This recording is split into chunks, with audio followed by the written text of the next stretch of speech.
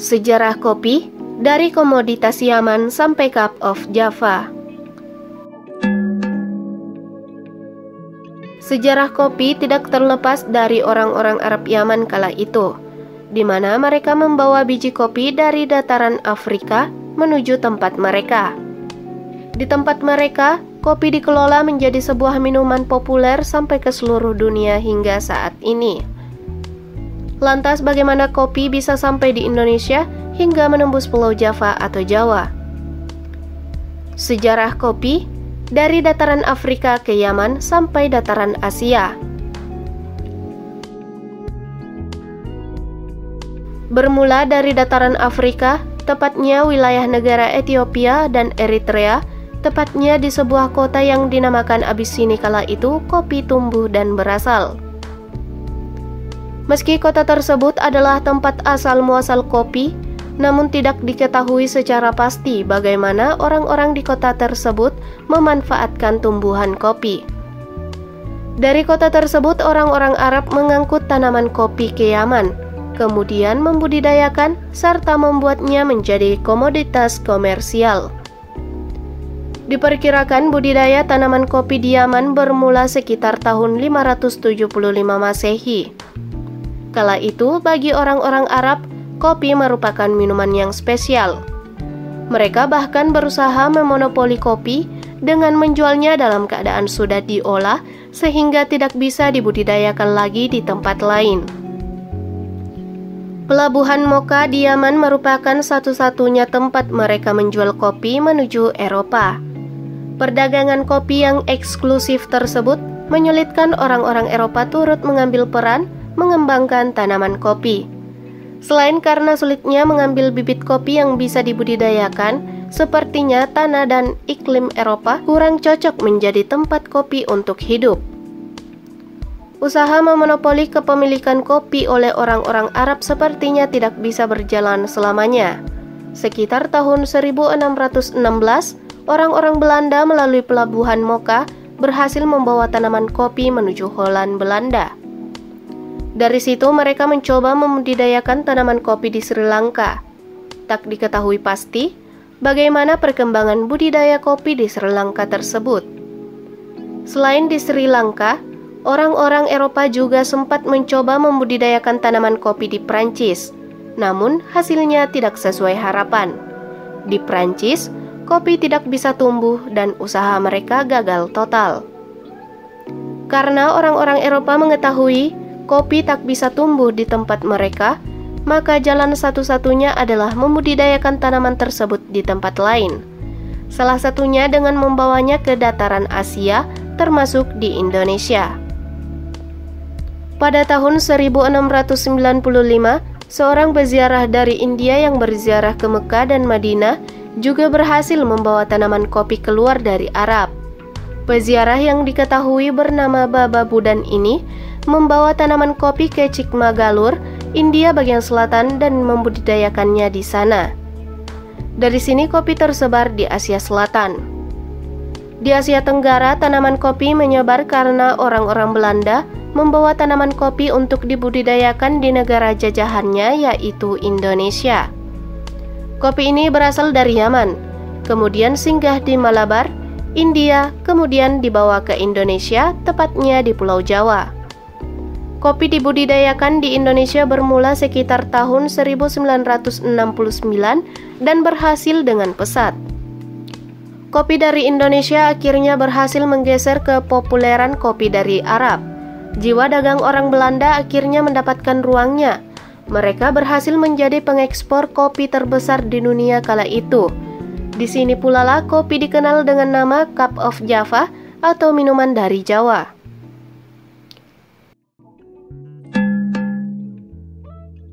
Asal-usul nama kopi.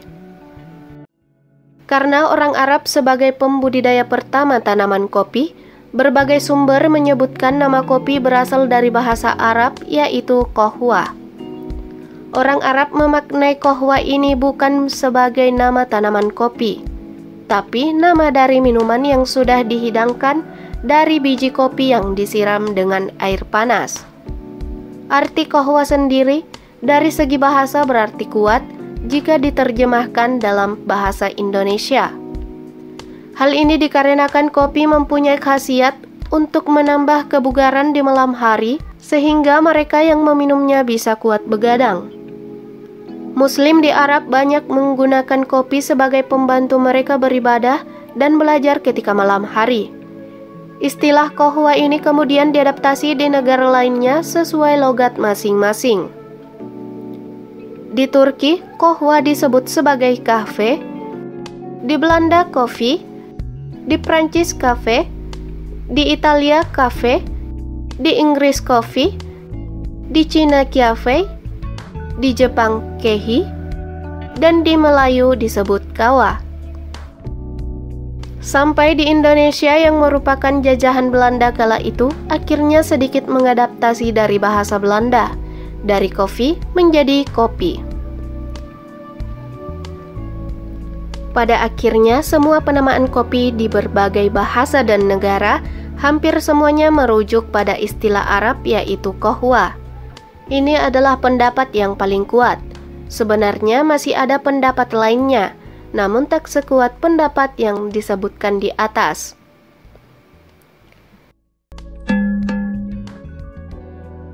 Muslim dan kopi Sufi. Kopi dan kebiasaan orang-orang Muslim dalam beribadah di tengah malam tidak bisa dipisahkan. Para peziarah Mekah dan Madinah waktu itu menggunakan kopi untuk membantu mereka tetap terjaga di tengah malam untuk beribadah. Meski awalnya beberapa kali dikatakan sebagai minuman terlarang, namun hal tersebut tidak sampai menghambat menyebarnya budaya minum kopi di kalangan Muslim. Dalam catatan tertua mengenai kopi yang dibuat oleh Al-Razi 850 sampai dengan 922, beliau menyebutkan minuman yang disebut bunsum. Hal ini juga ditemukan di catatan Ibnu Sina 980 sampai dengan 1037 yang juga menyebutkan suatu minuman yang disebut bunsum. Baik Al-Razi maupun Ibnu Sina keduanya merupakan ilmuwan, ulama dan ahli kedokteran yang terkemuka. Dalam catatan mereka tersebut, bunsum dijelaskan sangat mirip dengan ciri-ciri kopi yang kita kenal saat ini. Di kalangan Muslim, kopi bahkan dikenal sebagai minuman para sufi. Seorang ulama masyhur, Imam Ibnu Hajar mengatakan, "Lalu ketahuilah wahai hati yang gelisah, bahwa sesungguhnya kopi ini telah dijadikan oleh ahli sofwa, orang-orang yang bersih hatinya, sebagai pengundang akan datangnya cahaya dan rahasia Tuhan, sekaligus penghapus kesusahan."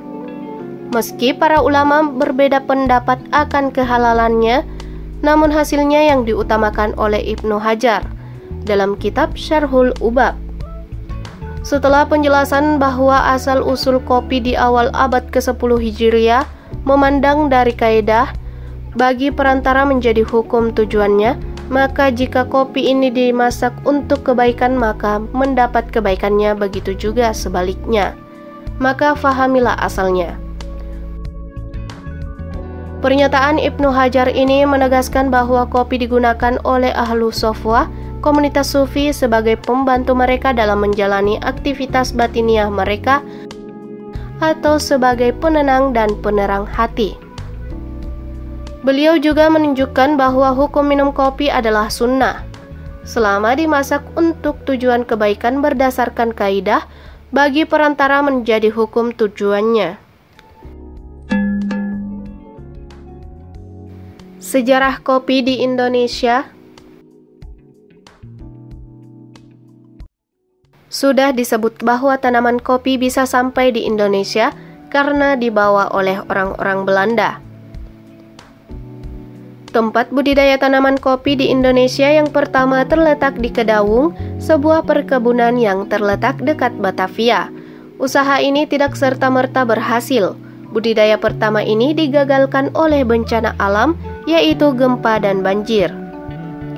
Sama seperti sebelumnya, upaya kedua kembali mencoba mendatangkan stik kopi dari negeri Malabar. Hasilnya cukup memuaskan dan berkembang.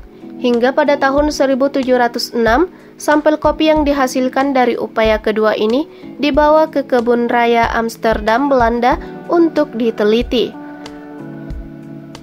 Hasilnya sangat memuaskan, kopi yang dihasilkan terbukti sangat berkualitas. Bibit-bibit kopi yang semuanya merupakan jenis Arabica, kopi Arabica ini akhirnya disebarkan ke seluruh pulau di Indonesia. Meski berhasil dalam beberapa tahun, usaha budidaya ini ternyata mengalami kebuntuan di kemudian hari.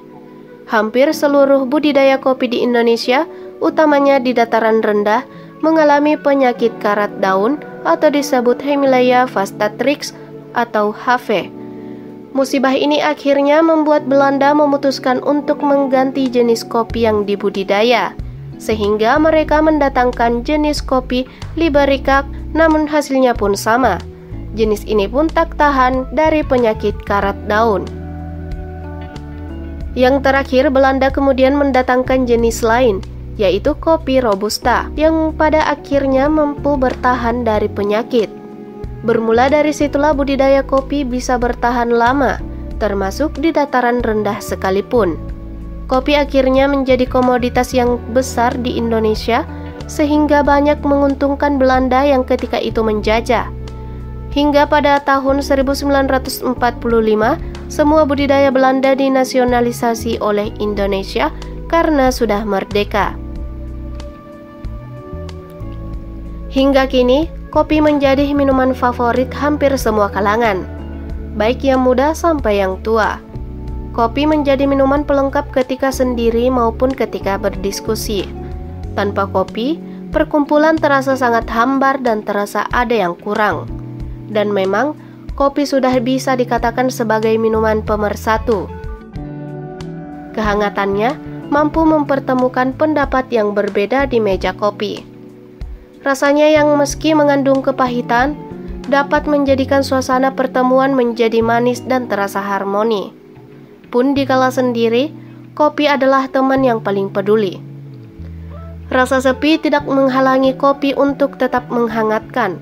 Meski jika didiamkan terlalu lama, ia bisa menjadi dingin, namun kehangatan di awal tetap menjadikannya nikmat sampai tegukan akhir. Jika sudah menyeruput kopi, rasa-rasanya bahagia di luar sana terlalu jauh untuk kita kejar. Cukup di sini, sekarang bersama kopi, kita bisa bahagia dan tenang jika kopi diseruput dengan rasa syukur kepada Tuhan.